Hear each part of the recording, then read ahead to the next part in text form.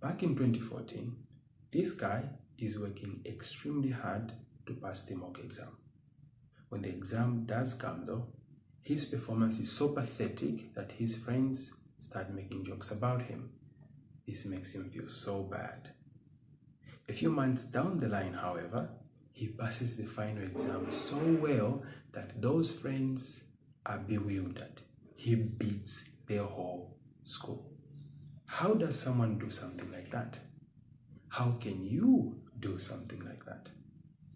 What if I told you that I have the formula, I have the secret to doing something like that? This formula looks like this.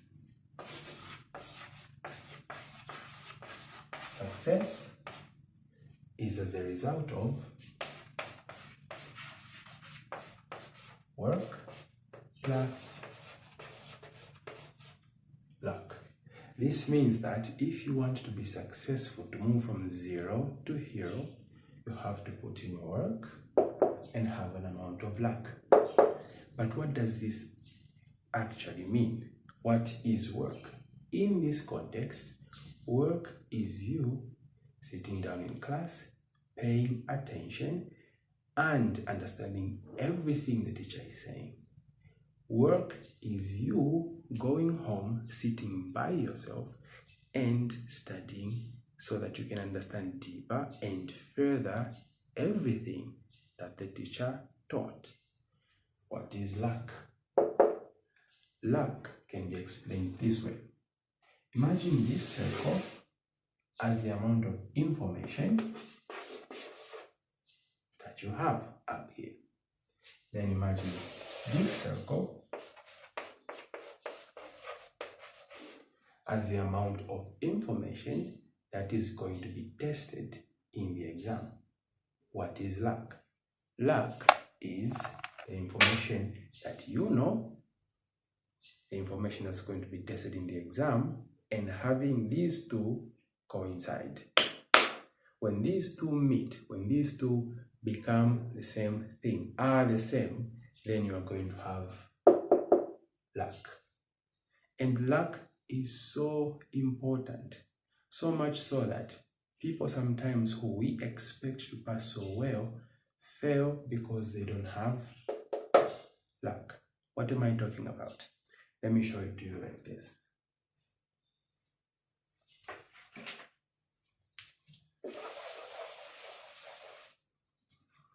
Let's imagine two people. There's John and Mary.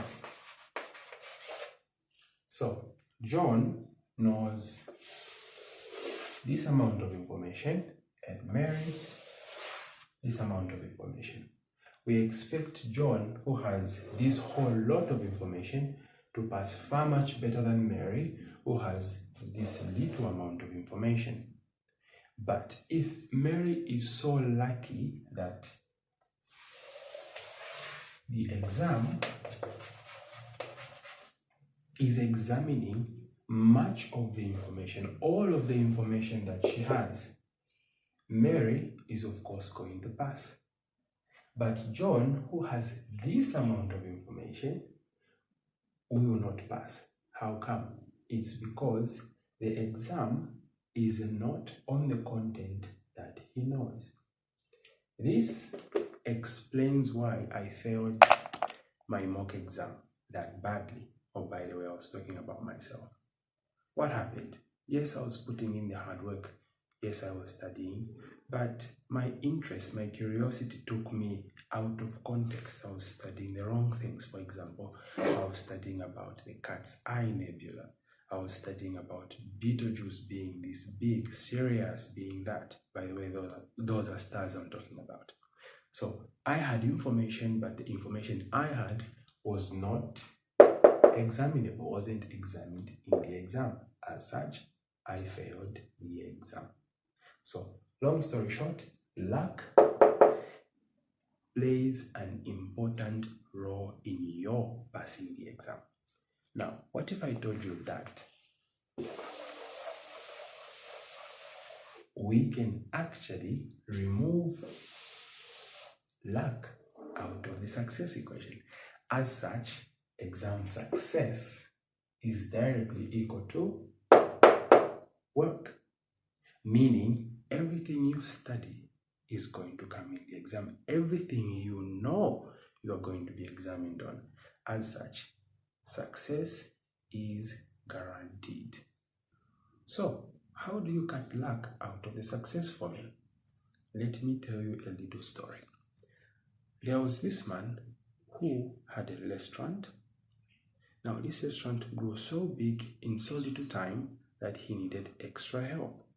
As such, he told his young son to employ someone. The next day, the new employee was in. The man, after delegating the work to the employee, was so happy that he could now sit down in his office and rest. 10 minutes in, he hears a knock on the door. When he comes out, he finds customers, 3 actually, complaining. How can you serve us tea without bread? The man has them sit down and then goes into the kitchen to talk to the employee. How can you serve people tea without bread? And then he says, there's no bread here. What do you want me to do? The man gets upset. He starts doing it himself. The whole lot of the morning, he serves people. At lunch, he sits down again in his office, thinking at least he can take care of lunch. Again, he hears a knock on the door. This time around, 10 customers are there at the door. How can you serve us relish without nshima? The man goes back into the kitchen. Why have you not given those people the nshima they need? And the employee says, but I don't know how to cook nshima. The man is upset. Go and sit there. He does all the work, takes care of all the people. He ends up doing the very work that he was trying to avoid. At the end of the shift, he feels, okay, if at least this young man can do the dishes, at least I can teach him these other things that he doesn't know. So he changes his mind about firing him and then tells him to go back into the kitchen and do the dishes. The man, after sitting down in his office, decides, no, I can't go home just like this. This young man wasn't sensible enough to go out there and find bread, wasn't sensible enough to cook nshima. Why should I trust him with the dishes? So the owner went into the kitchen to check on the dishes. And he was right. The dishes were done as if by a 10-year-old. A 3-year-old, in fact. The man just picked up the phone, called his employee. Never should you come back here again. And hung up the call. When he went home, he attacked his son. Why did you employ that incompetent fool? The young man said, but Dad, he has a degree from the University of Zambia. Degree? Really? Does a restaurant need someone with a degree? From now on, I want you to employ someone who has these 3 things. Number 1, this person should be able to clean, cook, and serve. If anyone who comes here does not know how to clean, cook, and serve, you should not even dare employ them here. So now, I want you to go out there and find me a sensible person. Now imagine, as this conversation was going on, the neighbor was eavesdropping. The neighbor who has been looking for work for so long heard everything that was said. What do you think happened? The next day, the neighbor got the job. Why? He had everything that the employer was looking for, and he knew what the employer was looking for. So getting that job was easy. He could just click in his mind, I know how to clean, I know how to cook, and I can serve. What does this have to do with everything? Well, you have to understand that society as a whole needs useful people to join it. We don't want people who are useless. We don't want people who eat more than they produce. As such, we have introduced the education system. That is to teach you, the young people, the competences, the skills, the knowledge that we need you to have so that we can consider you as useful. Now, to make sure this happens, the Ministry of Education has been employed by the society to teach you what you should know and to check if you actually understand what you should know. As such, there are a few must-know concepts that are repeated in the exam. Because if someone doesn't know those things, then they are not qualified to be a member of society, or at least a useful member of society. Just like in that example, where the man listed out the 3 things, even society has a few must-know concepts that a grade 7 graduate should know, a grade 9 graduate should know, a grade 12 graduate should know. If you don't know these things, then you are not considered as someone who's useful, someone who's important. So, what's the story here? If you know these must-know concepts, passing the exam comes easy because these concepts are always there. The examiner will test you on a whole lot of things, but there are always concepts that are always there. For example, if you go right now to a grade 7 paper, mathematics, you'll find that there's always a question on converting currency from kwacha to dollar. Why?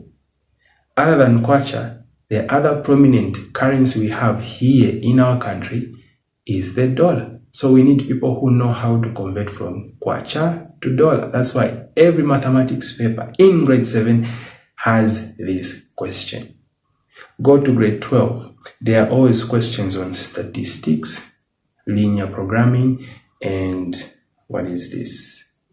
It's going transformation. Yes.